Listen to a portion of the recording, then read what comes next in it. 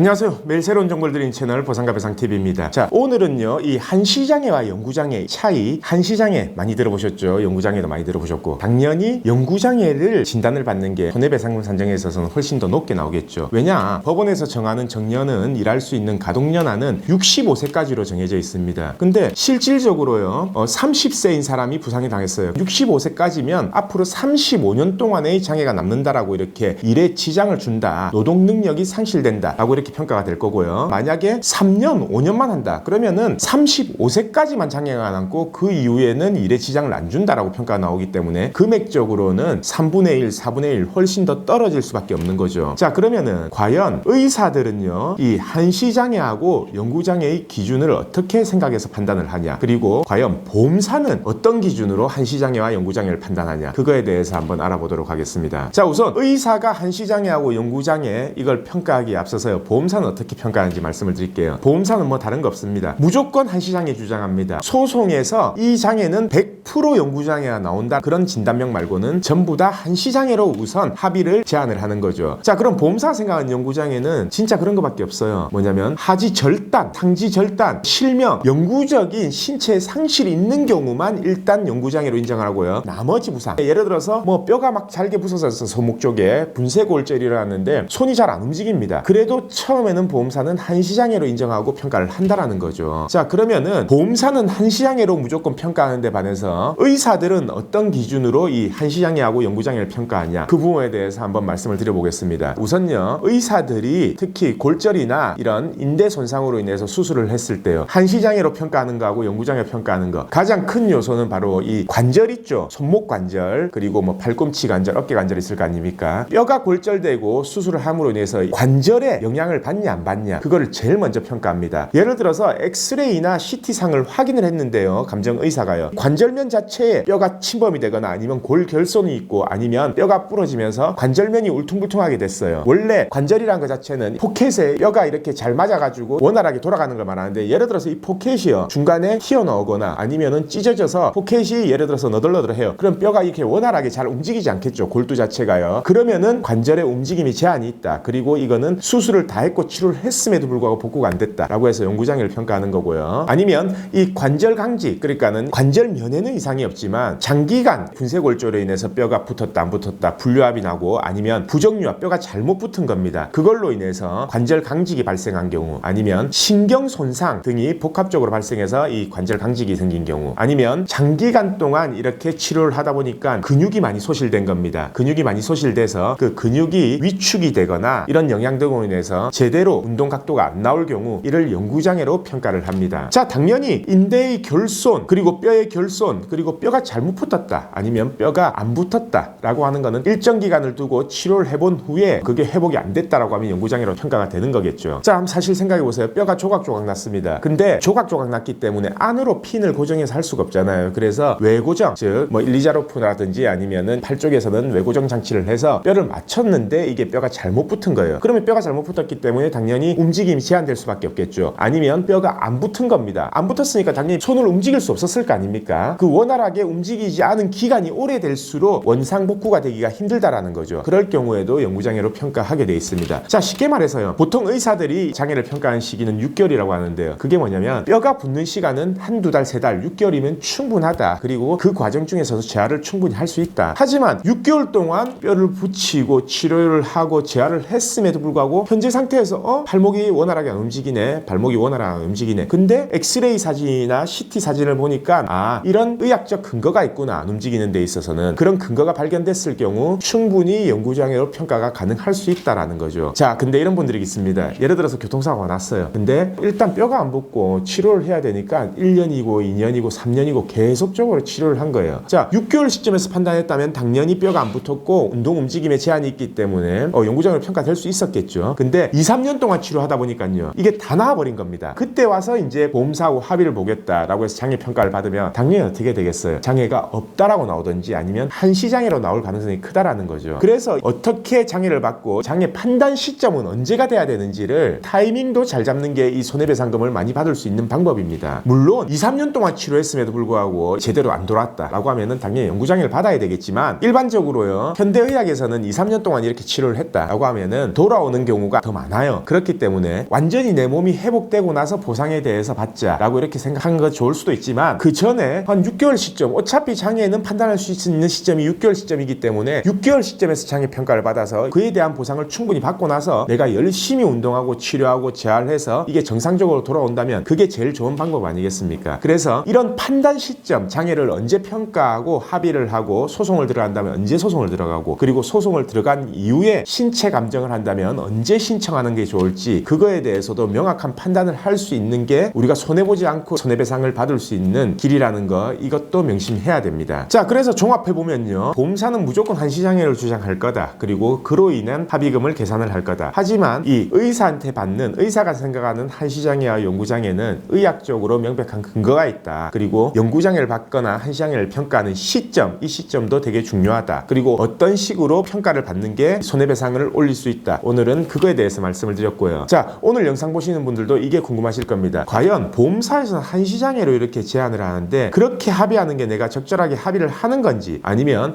내가 영구장애를 받을 수 있는데도 불구하고 보험사에서 한시장애를 제시하는 거 아닐까, 이런 합리적인 의심은 충분히 해보셔야 된다는 거죠. 그러기 위해서는요, 검색을 많이 해보시고 내 상태에 대해서 의사하고 상담을 많이 하시고요, 또 다른 이런 전문가, 변호사나 손해사장사들하고 상담을 통해서 내가 과연 어떻게 보상받는 게 가장 합리적인지를 꼭 알아보셔야 됩니다. 자, 그럼 오늘 방송은 여기까지 하고요, 내일도 새로운 주제를 가지고 오겠습니다. 오늘 방송 끝까지 봐주신 구독자분들 감사드립니다.